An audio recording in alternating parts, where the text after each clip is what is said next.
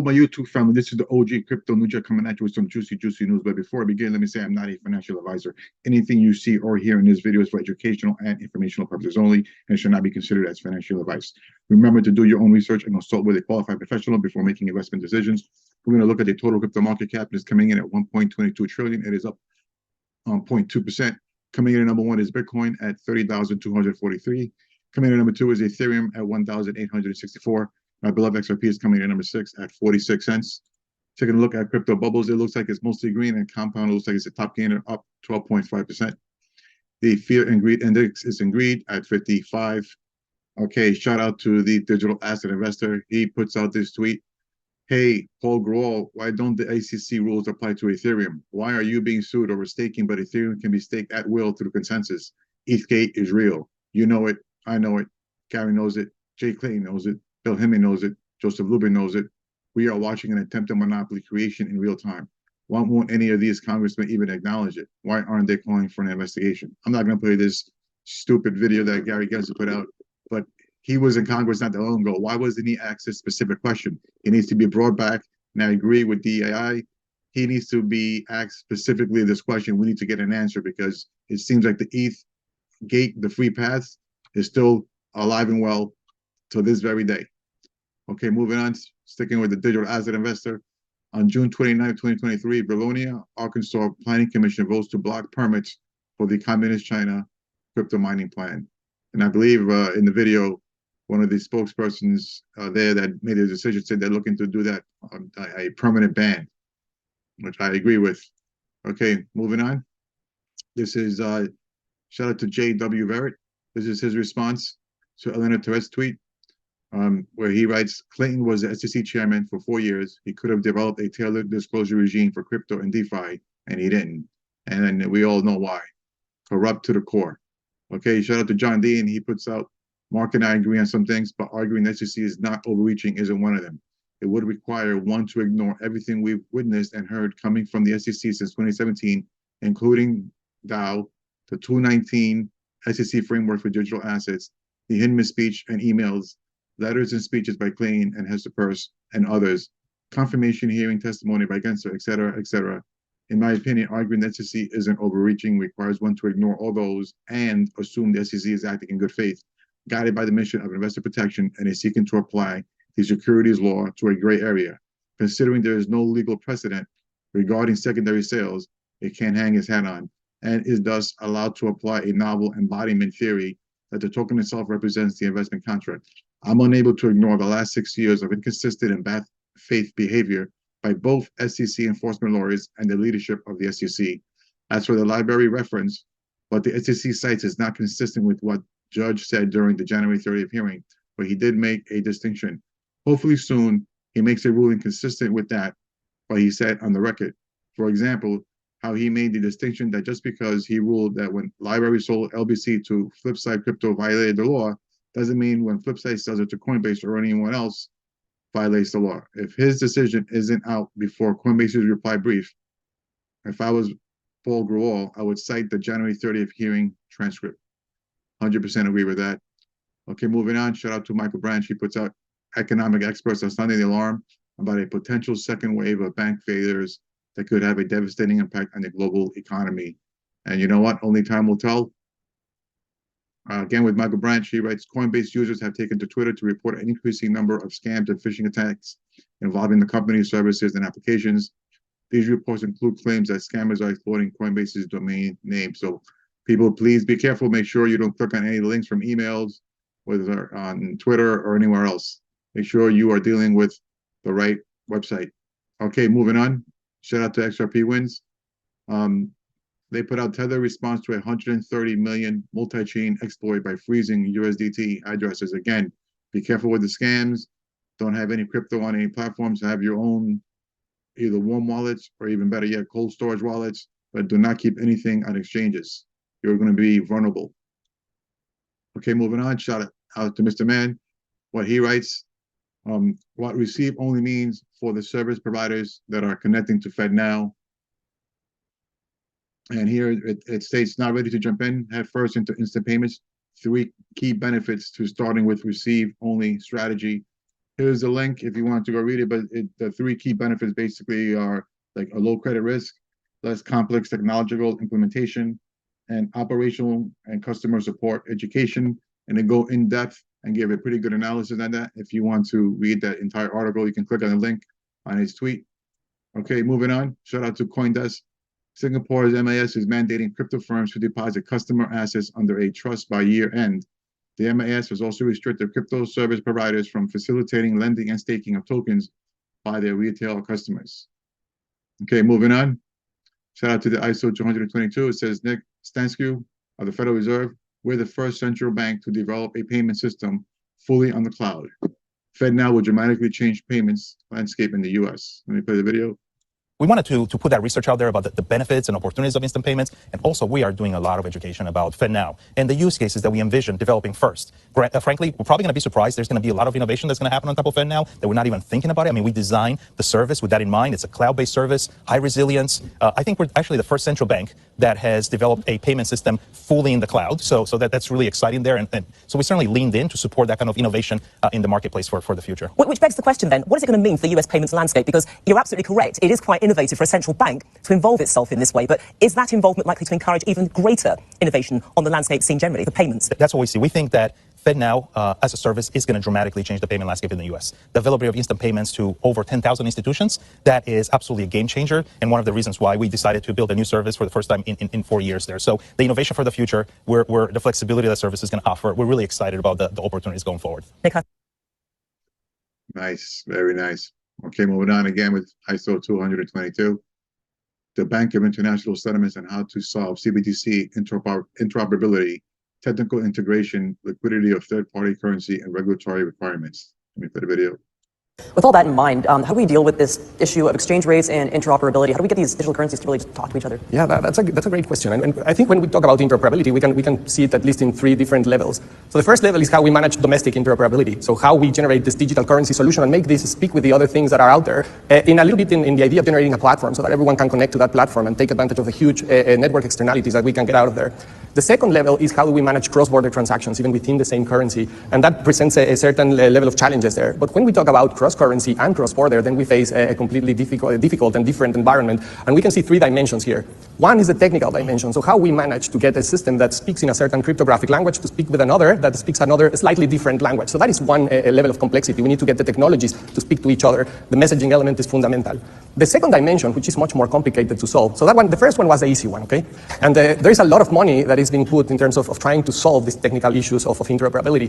Now the second one is more complicated. It has to do with liquidity. So imagine that you have a pair of currencies for which there is not a complementary demand. You need to go and search for a third-party currency in order to make this settlement actually happens. And this really complicates things. So we need to put pieces of technology that can make more efficiency this use of liquidity so that more transactions can be settled. The third dimension, which is even more difficult than the previous one, is how do we manage to get homogeneity in terms of the policy requirements on different countries. And this becomes even more complicated when we think about, for example, AML-CFT and principles-based policies. And when we think about risk-based policies, we can code things that are very clearly stated, but when we're talking about principles-based regulation, this thing becomes really complicated, especially in an environment, as Tom said, in which 110 nations might have 110 different ways of looking at this. So we need work in these three dimensions: technology, liquidity, and also, and more importantly, probably in the policy side of things. Think about AML-CFT, but also think about privacy. Different countries have very different views on this, no? With all that... Exactly. Things are moving along, okay? Shout out to Stansberry Research. Central banks are trying desperately to convince us that by raising rates, eventually a miracle is going to happen and inflation will drop. States, they are deliberately killing the economy. Let's play the video. Central banks are trying desperately to convince us that by raising rates, eventually a miracle is going to happen and inflation is going to drop. No, that it has nothing to do with that. The reason why a central bank raises rates is to cut off the availability of credit to especially small businesses who are dying because of this whole mechanism here, fulfill the corporate agenda because they can weather pretty much everything here, and to crush the consumer. That's what they're doing. They're deliberately killing the economy. Now, if a central bank really, honestly wanted to stop inflation, they can do one thing. Any central bank has the power to do this. They go to larger institutions and they say, hey, you know what we're going to do? We're going to have you raise your capital reserve requirements above zero. We have a zero reserve requirement right now in the United States and most developed nations around the world. A zero. In other words, these major institutions have to hold no cash in reserve. If, in fact, the Federal Reserve were to say to the Wall Street institutions, okay, everyone, you got to raise your capital reserves, what would that do? It would instantly contract the money supply. It's a money supply problem. Central banks... Very smart man. Okay, moving on. Shout out to 801 XRP. Fam, listen to Tim Assad say Gary only needs to prove one coin to be a security for exchanges to have to register with the SEC. How Tether is a commodity. How these coins can be both securities and commodities at the same time. This is unbelievable. Let me play the video. They finally brought cases alleging that crypto trading platforms have to register as securities exchanges and that most of the tokens they're trading should be classified as securities. Now, this is consistent with what Chair Gensler has been saying, but they've finally done it. And in the case of Binance, they brought some additional allegations, essentially on manipulation, mishandling of customer funds. And those really reflect the fact that these crypto trading platforms aren't observing standards like we have in other markets on protecting customer assets, on preventing fraud, on prohibiting conflicts of interest, for example. And that's why, we really do need stronger investor protection standards at these trading platforms. The question is, are these lawsuits the best way to get us there? Before we get to whether it's the best way to get us there, how strong a way is it, period? Even if it's not the best way. I guess as a lawyer, I'm asking you, how strong is Gary Gensler's case? In effect, these are securities under the Securities Acts as they exist now, and I guess under what is called the Howey test. Yeah, I think it's very strong. All they really need to prove is that at least one of these tokens is a security. Now, and I think, they've made allegations about a couple dozen, across the two cases, there's really allegations about a couple dozen tokens, many of which are the largest trading tokens after Bitcoin and Ethereum. So I think the case is very strong. You were, of course, chair of the Commodities Future Trading Commission. Yes. Is this, you got to be fish or fowl? I mean, can something be both a security as well as a commodity, or does it have to go one way? David. It can be both. And that's something, it's an excellent question, David. That is something that people don't understand. Let me give you a simple example of that. The chairman of the Commodity Futures Trading Commission has said Tether is a commodity. And he's right, because there are futures contracts traded on Tether. Anytime you have a futures contract traded on something, that something can be classified as a commodity. But if Tether were to pay interest, it doesn't today, but if the issuer of Tether said, we're now going to pay interest to holders, that would make it a security. So it could be both. Now, when it's both, then both agencies are involved in regulating it. So that is something people often don't understand about this issue of security versus commodity. Tim, let's come back to the issue. I'm going to stop it there, but that's really insane that you can be a commodity and a security at the same time. If the law allows that to happen, then the law needs to change, because in this level of ambiguity, it's making it harder for innovators to try and develop in this country when regulators can say that what you're doing is a commodity and a security at the same time. It doesn't make sense to me, and the laws needs to be put in place so it can be a clear framework for everyone to participate. Okay, moving on. Shout out to XRP Riz. BRICS just had Brazil, Russia, India, China, South Africa are the big five BRICS, but they've now expanded their meetings and their work to include a lot more countries. So Argentina, Iran, Turkey, a lot of other important economies are at these BRICS conferences. They've announced that they're working on some kind of global settlement currency. And I would make the distinction between a payment currency and a reserve currency. People tend to confuse the two. They tend to talk about the reserve currency status. That's a tough nut to crack. It can happen. Sterling used to be the main reserve currency. It lost its role between 1914 and 1944, but that took 30 years. Now the dollar may be losing its role. That's going to be a slow process, but the payment currency is different. You could use almost anything as a payment currency, assuming the parties agree. So they may come up with an international payment currency backed by a basket of commodities, and they're all commodity producers. Russia has oil, natural gas. Saudi Arabia has oil. Brazil, again, has oil, but also large agricultural output, largest or second largest soybean producer in the world. Africa has enormous mineral outputs, et cetera. So you go around the membership, and you can see that they've got the potential commodity backing for that. The Shanghai Cooperation Organization, SCO, is a Central Asian group led by Russia and China, but again, they're attracting new members. They're working on something similar. And others are as well. And of course, we have our friends over in crypto world. I don't think that will be a reserve currency probably ever, but as a medium of exchange, as a payment, it could perform a role. And I lectured about, hypothesized that Russia and China could develop a new digital currency. It could be a cryptocurrency, call it the G coin, Putin coin, whatever you like, and use that as a payment mechanism. But all you're really doing with any payment currency is you're keeping score. BRICS just. Yep, Riz XRP, right? BRICS is growing by the day. Okay, moving on. Shout out to Crypto Aries. She put this video out. Says Leslie Masdorp, a VP and CFO of the BRICS New Development Bank, says no BRICS new currency anytime soon. The gold-backed currency rumor came from the Russian embassy in Kenya. Think about the source. So let me play the video. Suggesting right now that BRICS will form an alternate currency. All we are suggesting is that we need to deepen the use of local currencies of our member countries, and over time that is going to strengthen our ability to immunize or insulate our economies from the devaluation of our currencies if we borrow in dollars, for example. But there is no suggestion right now to create a BRICS currency in that sense. And the first point to make is that the new development bank has US dollar as its anchor currency. Our balance sheet is in US dollars. We are firmly embedded in the US dollar hemisphere, if you like. I think the development of anything alternative is indeed, a medium or longer term ambition.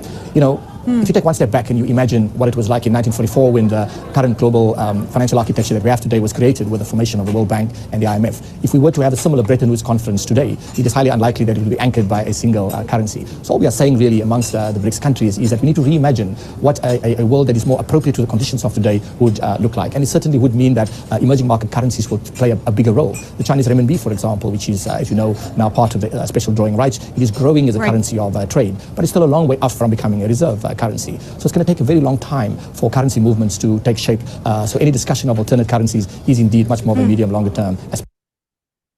Well, there you have it. BRICS not getting a currency anytime soon.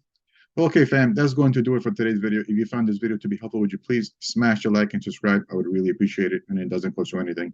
Thank you much in advance. And the words of Snoop Dogg, keep your mind on your money on your mind. Peace out, fam.